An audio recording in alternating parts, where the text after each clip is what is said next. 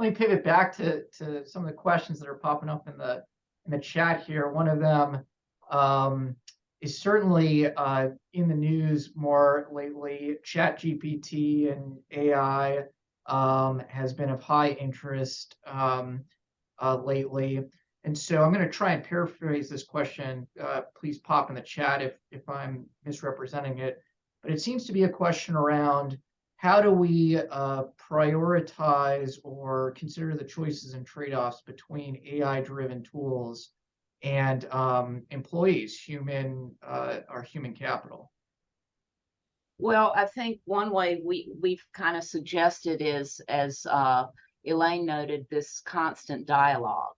Here at the university, of course, we're grappling with these AI and GP chat stuff. And, it can be frightening and upsetting.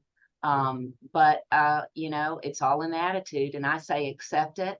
And in class, have assignments where you say you're going to use GPS chat.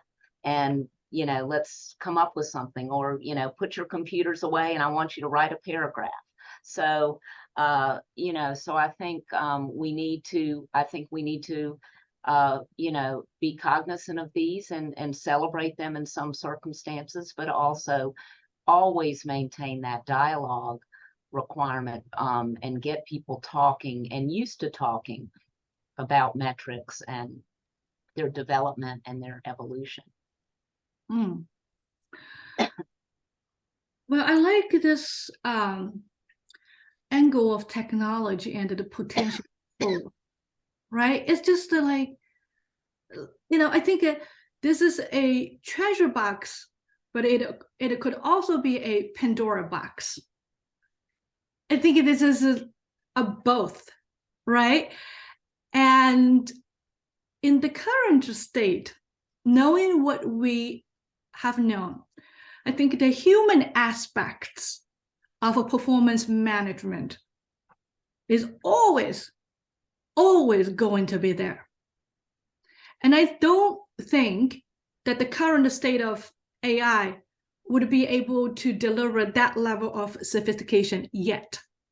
Maybe in the future, yes, but not right now. Because for instance, I did actually do an experiment. I went on GPT and I said, what's the current status of a performance-informed budgeting?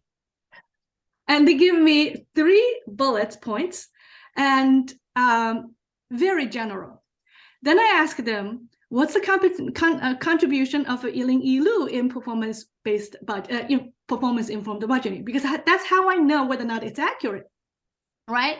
And it gives me very general, very general responses. Some of them may not be correct in my own opinion because I don't do this. The point I'm making is that the current status of AI, I don't think it will provide those contextualized recommendations in the implementation of performance management. Now, going back to the comments that we talked about 30 minutes ago, why are we observing varying impact of performance management and budgeting? Well, context and measures. And AI in its current state probably will not be able to consider that. Now, if I have to speculate, what is the potential for application of AI in performance management? I would speculate in 2 ways. One is the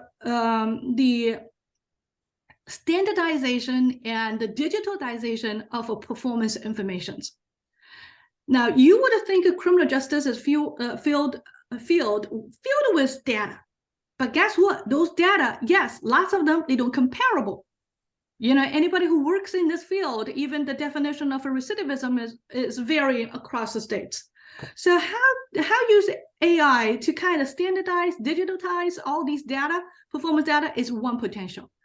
And the other potential that AI can really make a difference is to link cost data to performance data.